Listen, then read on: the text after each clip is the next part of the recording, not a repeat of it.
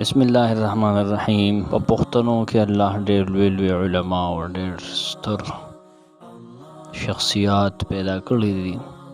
په دغه علماو کې یو ستر او یو لوی اوچت عالم مولانا عبدالرحمن کامل پوری او بهبودی صاحب دی. مولانا صاحب په علاقه چچ بهبودی کلی کې په 27 اگست 1882 عیسوی کې د مولانا حکیم گل احمد بن محمد عباس بن محمد حبیب سے پکور کې پیدا شو. بنیادی علوم په بهبودی کې شمس آباد او د پنجاب د علماو نه حاصل کړي دي. د دوی مشران پخوا د محمود غزنوي رحمه الله سره د هندستان په حملو کې شامل وو. بهبودی کوم چې د دې ستر نیکه د ببود خان په نوم باندې آباد دی، د هغې 15 زامن وو: یوسف خان، سعادت خان، آدم خان، اسماعیل خان یا سلیم خان او سهیل خان. د دې شجره په یوسف خان یعنی یوسف خیل سره هغه لګي. مولانا عبدالرحمن صاحب د ګڼ شمېر استادانو نه زده کړه کړې. په شمس آباد کې د مولانا فضل حق صاحب نه او د شیخ فتح احمد المعروف په شیخ بابا نه، او دغه شان په پنډي سرال اورنګ آباد کې د قاضي عبدالرحمن صاحب او مولانا عبدالرؤف صاحب نه، دغه شان په مکټ کې د مولانا حسن الدین صاحب نه، او په ډاګۍ علاقه ثوابۍ کې د مولانا عبدالحکیم صاحب او د هغې ضرور نه منطق کې قاضي حمدالله وغیره ولوستل. پورن چکسر ته هم دی د خپل علم د حصول لپاره هغه تلي وو او هلته د یو عالم نه دی زده کړه کړې وه. د هغې نه پس دی د مظاهر العلوم سهارنپور په لور روان شو او هلته دی داخله وکړه. 1912 او 1913 کې دی هلته کې دوره حدیث وکړو. په مظاهر العلوم سهارنپور کې دوره حدیث نه وروسته مولانا عبدالرحمن صاحب د ادبو کتابونه هم وویل. بیا د مولانا زکریا صاحب په مشوره باندې په دارالعلوم دیوبند کې داخله واغوسته، چې هلته شیخ الهند صاحب او د شاه انور شاه کشمیری صاحب په تلمس کې دی راغلل.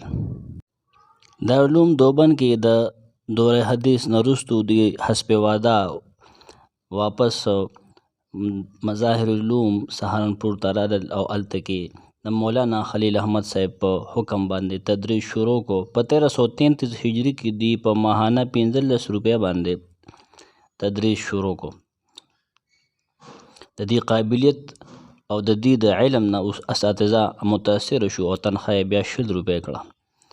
بیا څه زمانه وروسته د تونسه د اساتذه په درخواست باندې هلته کې تدریس شروع کو، لیکن د مبتدعانه ماحول او د مازدیګر مونځ ډېر تاخیر سره کول تر دې چې د کراهت شبه به هغې باندې پیدا کېدله. د هغې نه د تنګ راتلو د وجې دوی هلته تدریس پرېښوده او واپس سهارنپور ته لاړل.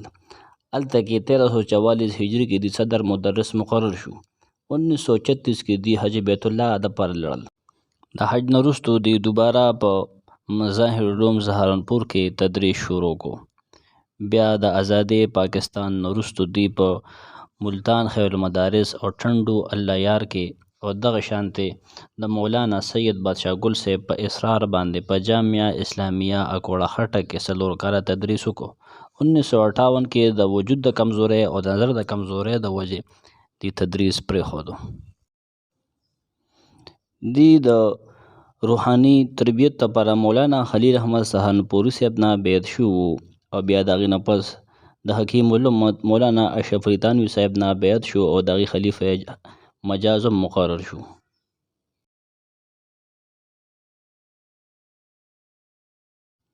د شیخ القرآن مولانا غلام الله خان صاحب سره او دغه شان د نصیر الدین غرغشتو باباجي رحمه الله سره د دې خصوصي تعلق و.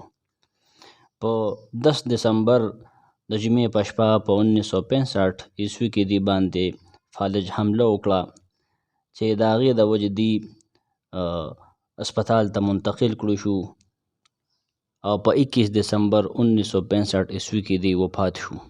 شیخ الحدیث مولانا نصیر الدین غرغشتوي صاحب په دې جنازه وکړه او نور ګڼ شمېر علماو دی په خبر باندې بیانات وکړل.